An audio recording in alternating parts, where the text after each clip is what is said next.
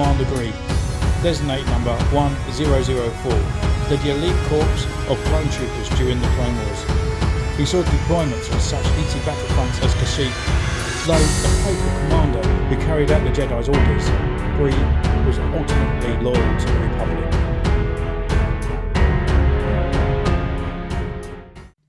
Hello, and welcome to another Centurion's Corner, and today we're reviewing Clone Commander Gree. So this is my second Phase 2 clone trooper, and I must admit, it looks pretty cool, but I've never really been a big fan of Phase 2 Commander Gree. I'll probably get a lot of hate for that, but there's just also something that's always put me off him, and I think it's because it's the lack of white on the actual, on the clone trooper.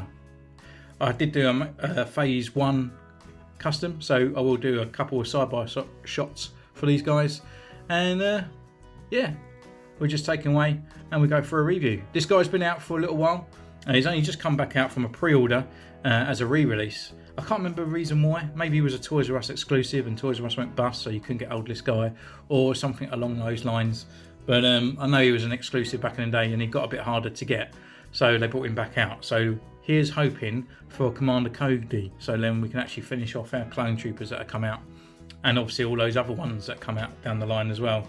I'd love them to re-release like the 501st, the 212th, just the Phase 2 helmet ones that they've done in that 4-pack, but just release them as single figures. I'd easily go out there and buy them, and you know, even if they put them in the archive line or something like that, it'll be absolutely fantastic.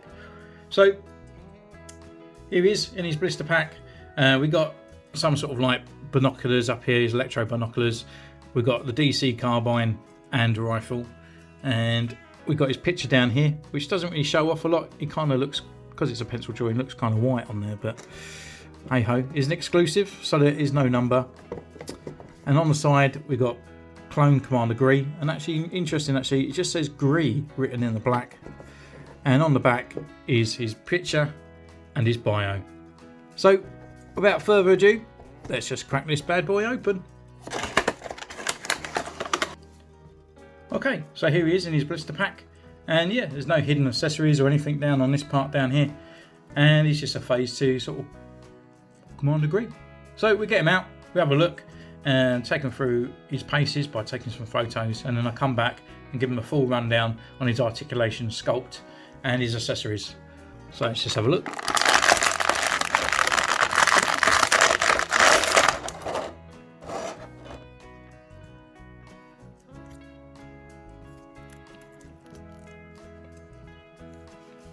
Yeah, he's looking pretty cool. Again, he feels very plasticky. I don't know if they're sort of skimping out on plastics and stuff like that, but it just feels very, like, they're getting really hollow, and it just seems to be a sort of like a traditional thing now. But yeah, I mean, his weathering looks pretty cool. His textiles look alright, and yeah, it's just another clone trooper for the shelf. So I'll take away, put him through those paces, and we'll see you in a mo.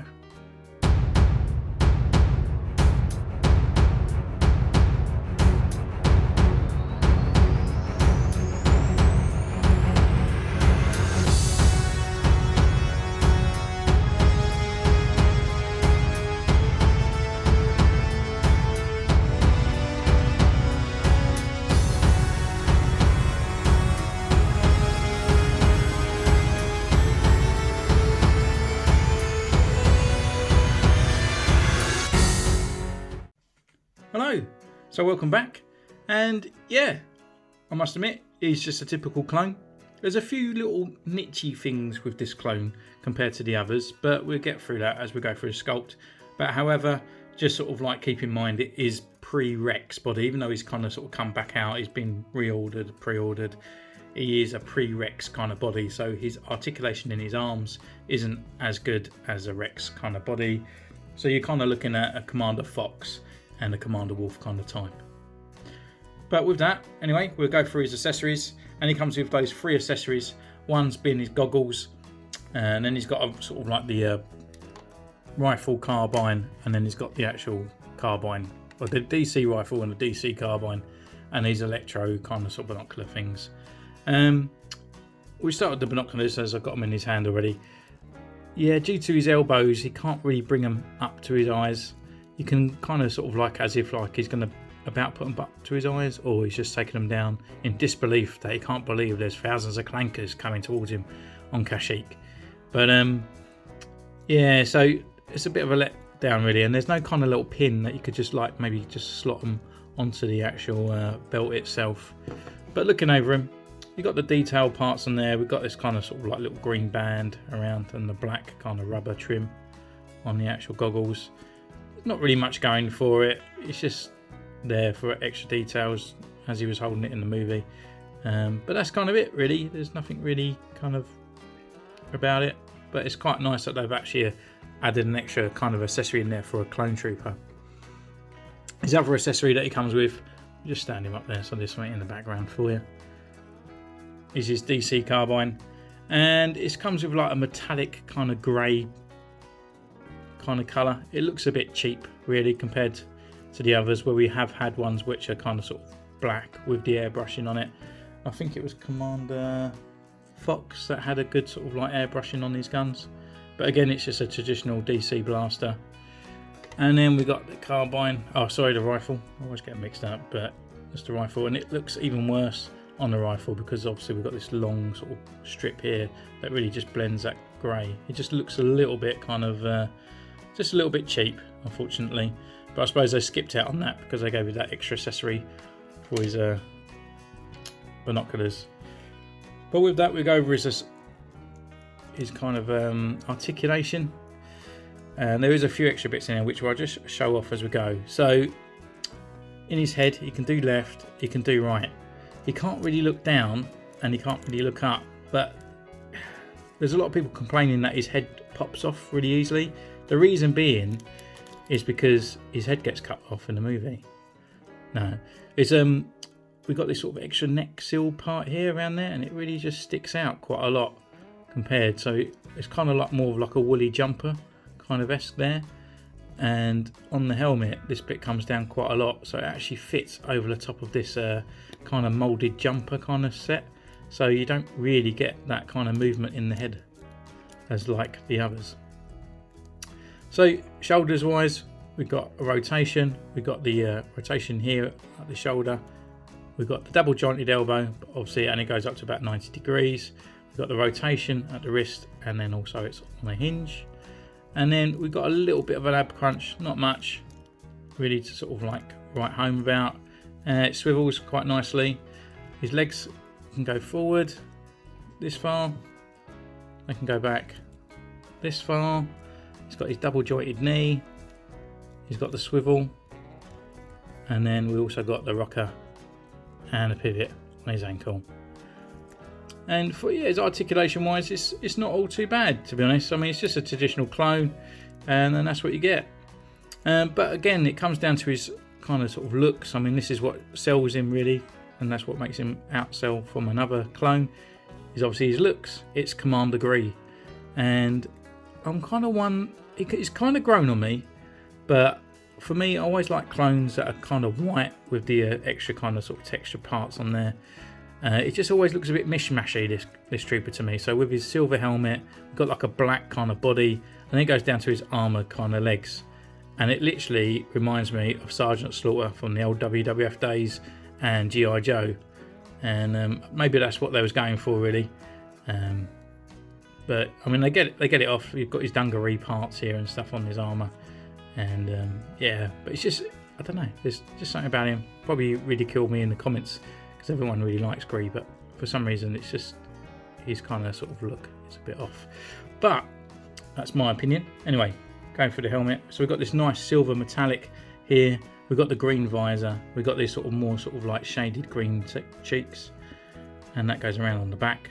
We've got the silver trim going up there, round to his black trim, and more like a darker grey into the silver, and into the traditional kind of sort of like Gree kind of sort of paint strip that we got going down his helmet, which then goes down to his chest part.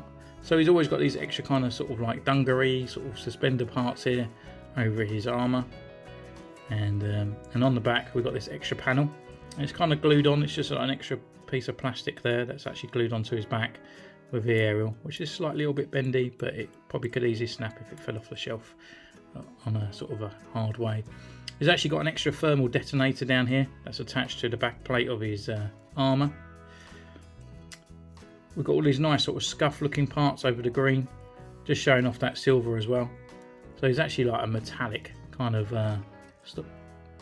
clone trooper actually underneath, so a bit like a Captain Phasma. I suppose actually a metallic kind of platinum looking clone trooper will look pretty cool actually. They have done a carbonised stormtrooper that's coming out. But anyway, that's me rabbiting on.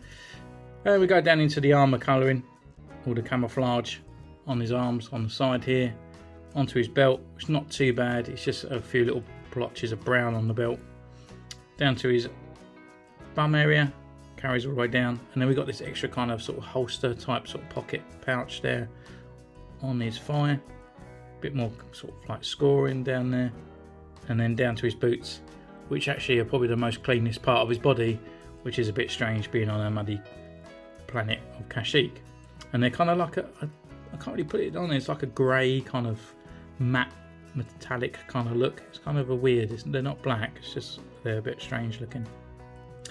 But apart from that, you know, here's another clone commander to the shelf, and looking pretty fine and dandy with the rest of the bunch. And obviously beforehand I did do a Commander Gree custom, so if you want to find out on the channel, look on the custom reviews and work in progress where I made an actual phase 1 Gree. So that brings me to the end of the review. Guys, I'd highly recommend get this guy at the moment, because he was about and then he disappeared off the planet, and you can pre-order him now and maybe pick him up for about 20 quid plus post and packaging. And later down the line, who knows, this guy might even just fall off the edge of the planet, a bit like Commander Cody. And I think Commander Bly is getting a bit hard to get hold of as well. So I would highly recommend getting him out there if you're a completionist, or if you just love the Clone Wars, or if you're just slowly getting into the actual Black Series. If you see this guy for 20 quid, just pick him up straight away and you won't be disappointed. So guys, thank you very much. You can comment down below, you can follow me on Instagram. You can even leave a like and subscribe as well if you like. And until next time, I'll see you then. Bye.